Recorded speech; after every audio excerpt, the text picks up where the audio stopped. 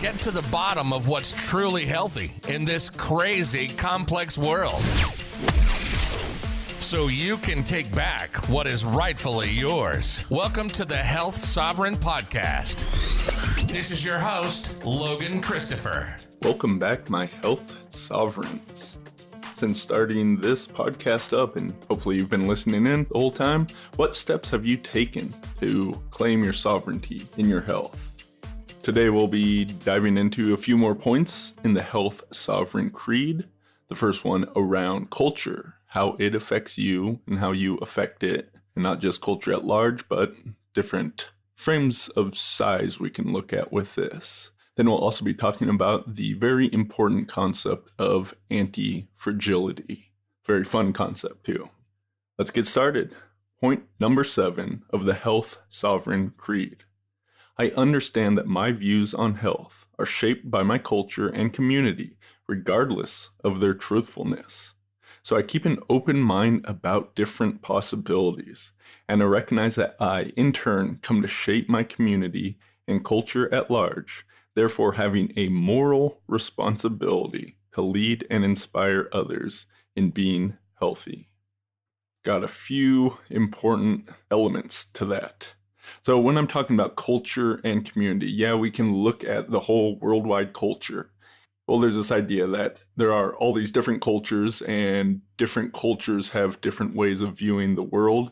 And this postmodern idea that, every culture is unique and has something to give.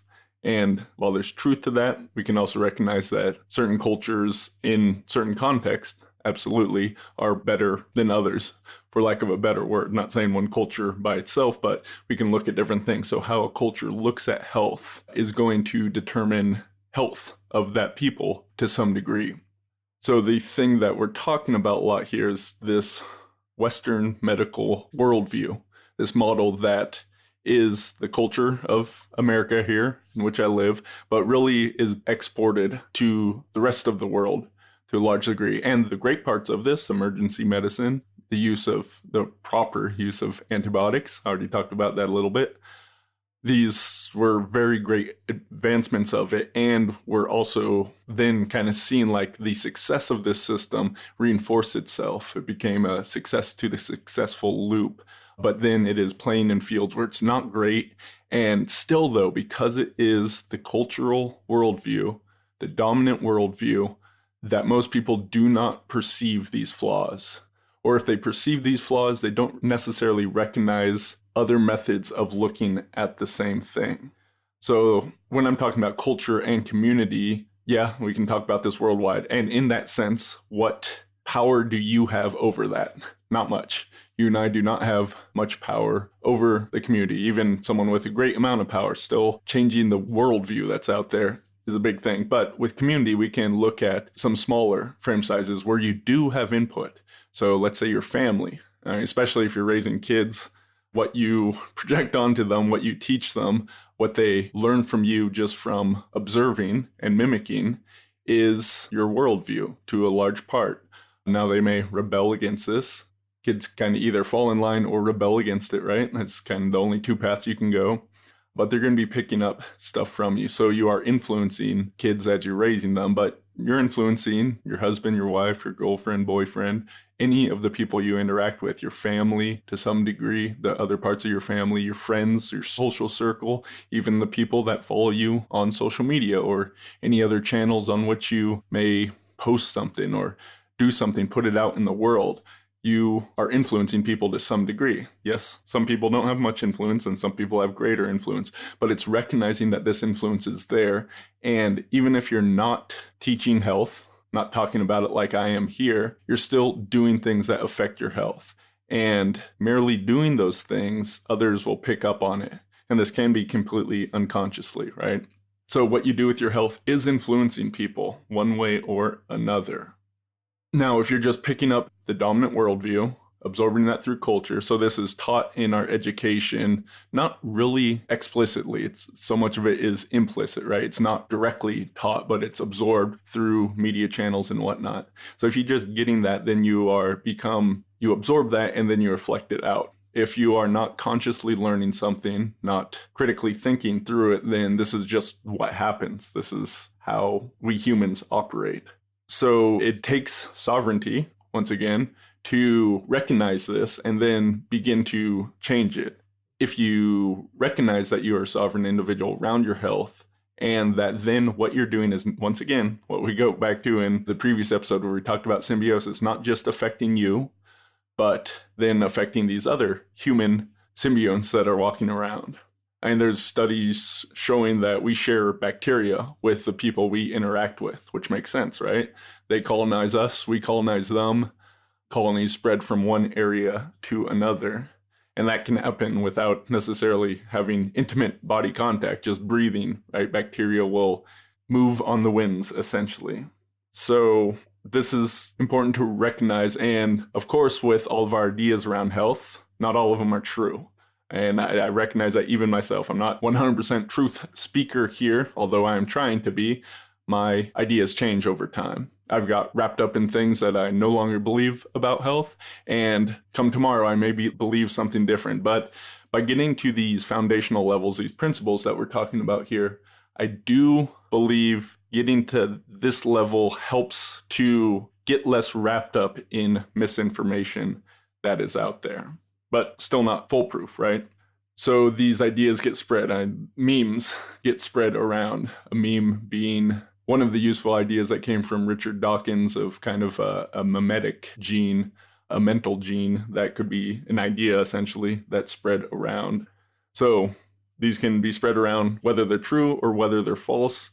And ultimately experience is going to be the thing that dictates the reality of that. And experience changes from one person to another, or one context to another, or one time to another, which makes it all tricky stuff. Getting to the truth of the matter is very hard.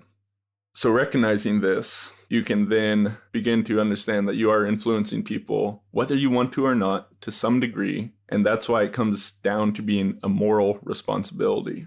Think about that, especially if you are a person of influence, which if you're a parent, you absolutely are, even if only to one person. But we do influence the people around us to some degree. So it does come down to morality. The way I've looked at this. If you know what it takes to be healthy, and yeah, we all have hang-ups and our crap that we need to work through in order to become healthy, because there's so much shame and guilt and misinformation and whatnot, we definitely have some work to do in this area. We're all people that need to heal. So I'm not laying this on you as more of a judgment from on high. I've definitely gone through a bunch of crap around here myself, but to say that aim towards an ideal and do it in a way that it is not just for you. This should make it easier because a lot of people are more other person oriented. They will be able to do things for other people better than they do for themselves. So aim for taking care of yourself in the way that it will naturally spread to other people. That's why I say it's a moral responsibility to lead and inspire others. And if you are healthy, this is kind of a natural byproduct that comes of that. For the most part, like, people aren't going to care what you do. I mean, that is definitely true.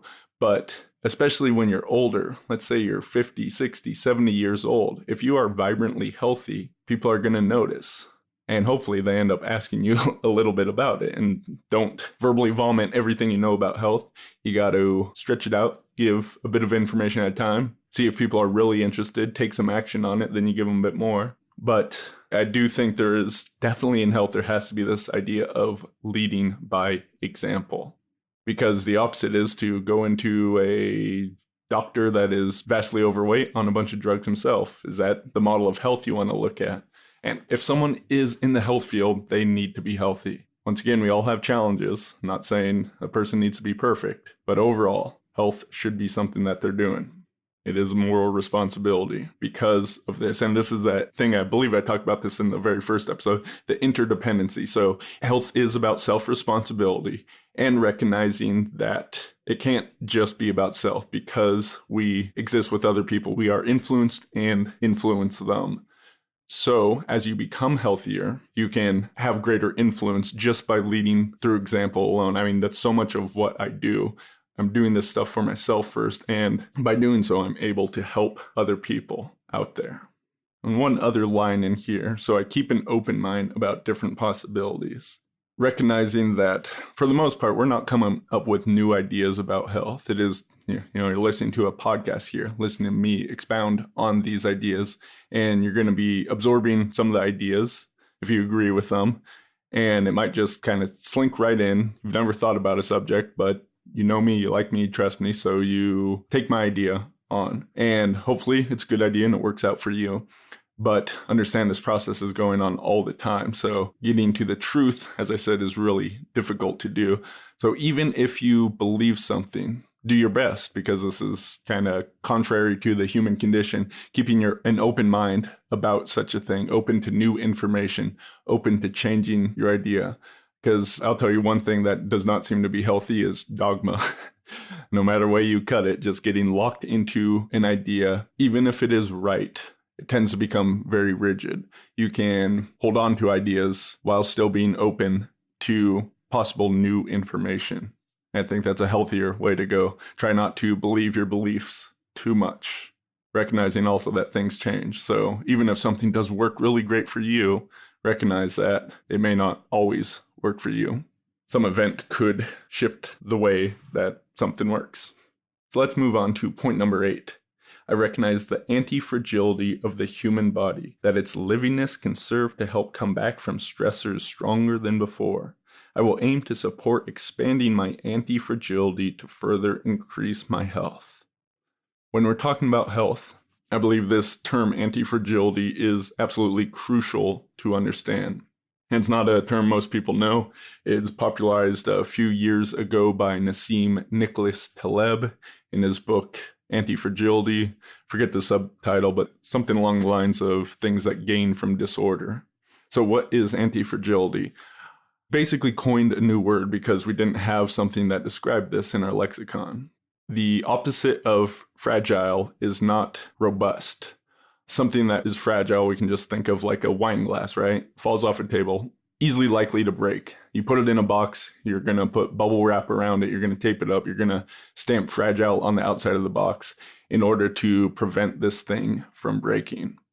Now, if we have something that is robust, let's say this is just like a block of wood. This falls off some height. Nothing's really going to happen to it. Maybe it gets a little dinged up, but if you're packing and moving, you don't need to wrap this up in bubble tape. It is robust. It can survive things.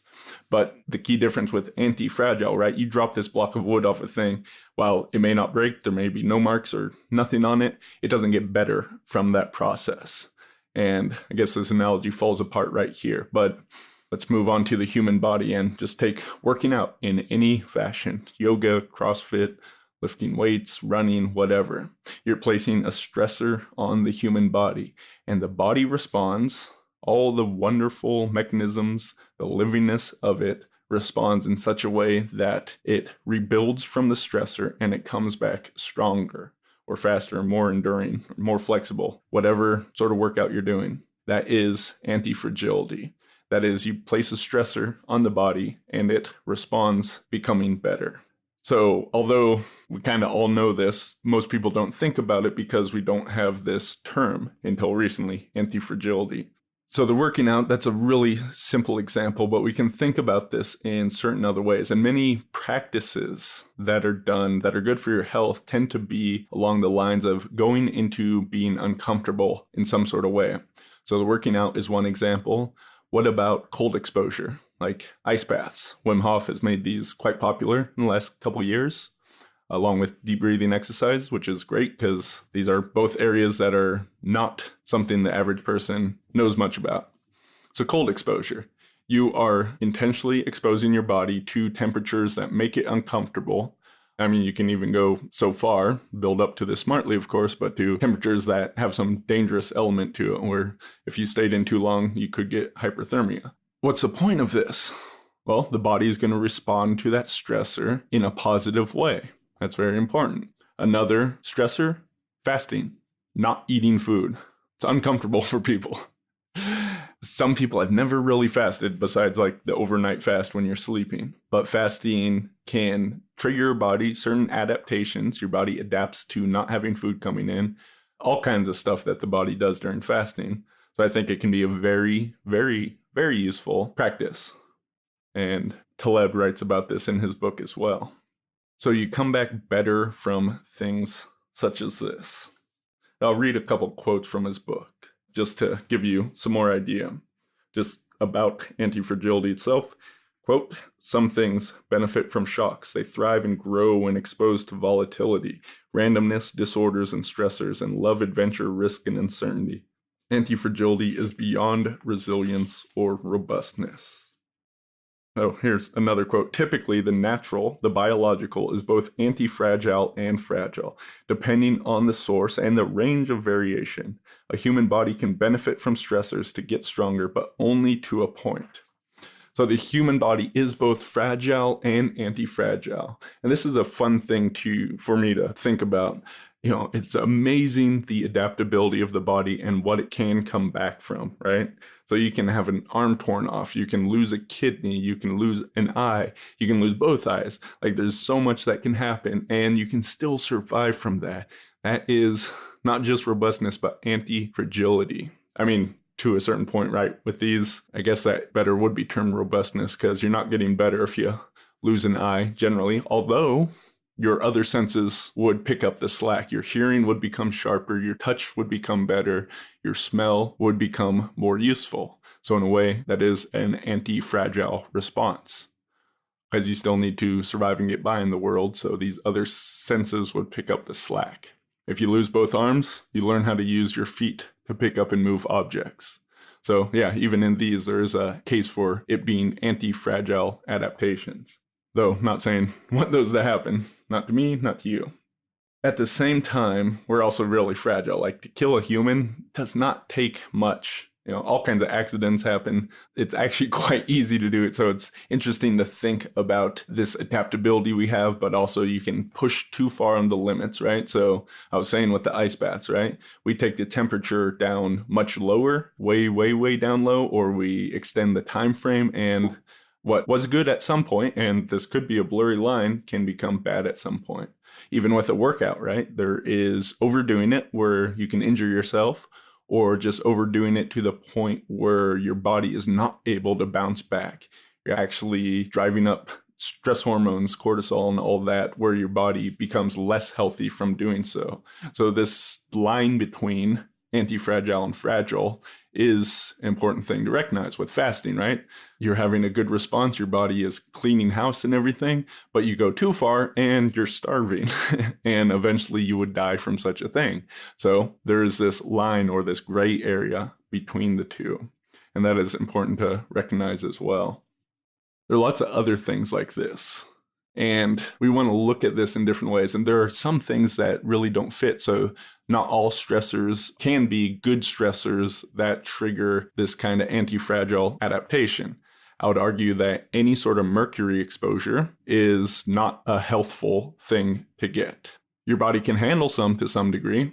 Let's say you eat some tuna or other fish, right? Mercury in the water. Your body can hopefully process that out where it makes no impact. But does that actually make you better at all to any degree? Maybe, in a sense, we could say the body upregulates its detoxification systems in order to handle such a thing. But overall, just mercury exposure, no amount fits good, whereas some amount of working out or fasting or cold exposure is. So not all this stuff is super clear. Another quote. This is probably one of the favorite quotes in the whole book. I read all of his books. I really do like his work, and I would recommend it to other people. Definitely gives a different worldview, right? So some different cultural ideas, if you will. But another quote from him. If there is something in nature you don't understand, odds are it makes sense in a deeper way that is beyond your understanding. So there is a logic to natural things that is much superior to our own. Just as there is a dichotomy in law, innocent until proven guilty, as opposed to guilty until proven innocent. Let me express my rule as follows. What Mother Nature does is rigorous until proven otherwise. What humans and science do is flawed until proven otherwise. Nothing on the planet can be as close to statistically significant as nature. This quote, this is what my book, Powered by Nature, is all about. I'll mention that again. If you haven't picked that up, we have a special deal available at poweredbynaturebbook.com. What is natural has been happening for a long time. So I really like this idea because on the flip side, right, science, you look at Ioannidis, I think that's how you pronounce his name, saying that 50+% of research results are wrong for a variety of reasons, from sample sizes that are too small, wrong ways of doing the research, like all these different things, where the funding comes from, a lot of stuff. So science should not be our ultimate arbiter of truth, which sounds very contrary to the standard worldview, because that is exactly what science is for, essentially. But what Taleb is saying here, and which I fully agree with, let's start with just nature. As a rule of thumb, I mean, mercury is a natural thing, right? So we can't say that, oh, just because it's natural, it is automatically good. But as a general rule of thumb, we can say that generally what is natural is good and useful and what has been done for a long time. So fasting was practiced all kinds of different ways, really built into a lot of religions. But as we began as a human species to throw out the religions, we lost fasting along with that. As we began to increase our food supply and always had it available, we didn't think, oh, why would I fast? Why would I starve myself when I didn't need to? But now we're finding, science is beginning to back this up, oh, a lot of cool stuff happens when you fast. And science has really only scratched the surface of what is available there. So we want to look at these long-term practices, the use of natural medicines, just moving around, all the basics. Getting sun is something natural that we have only avoided in the last 100 years or so. Is that really what is causing cancer all around? I'm reminded of the huge Swedish or Finnish study where the more people got sunburned, the longer they lived. They may have had more skin cancer, but they had less of all other cancers and they were less deadly. So more sun exposure was far, far better for you. There's another anti-fragile example, right? Sun exposure, there is a certain window what is good for us. We produce vitamin D and much else. There's other compounds going on and our body actually adapts to that. It will build up a tan so that we're able to combat the sun, so we don't get too much if we're out into it. There is a point where it goes fragile. You can burn yourself and not have fun with that. You can get extremely bad sunburns. Not advocating that, and I would say try to avoid getting sunburns in general, but that doesn't mean we should avoid the sun completely or we should slather on toxic chemicals that are found in most sunscreens onto our body. These are some of the ideas as far as understanding anti-fragility. And if you do the things that support, what did I say here? I will aim to support expanding my anti-fragility to further increase my health. So what I mean by this is we have this anti-fragile to fragile window that's available of us. Do too much and we break. Do the right amount and our body adapts in a healthful way. As we do more and more of some sort of health activity that works in that anti-fragile window, it expands our window. So the training we can do in the gym, the cold exposure we can handle, the sun exposure we can handle, the fasting we can handle. The more you do these, the better your body gets at them, the healthier the body is from them in general, and that means you can handle much more. And although these are specific examples, we do a whole bunch of things like this, we become more anti-fragile in general. Our overall window of anti-fragility is bigger, and what is fragile to us is pushed off in the distance. So take this concept, spread it out to your community, spread it out to culture. I think it is an idea worth understanding and worth using, worth talking about. And if you're enjoying this podcast, please spread it around. Tell other people about it. Let's get these health sovereign ideas out to more and more people. Of course, sharing it with people is great. Leaving a review on iTunes or elsewhere, also very useful. That's going to wrap it up for this episode. I hope you've enjoyed this. Be anti-fragile. This is thepodcastfactory.com.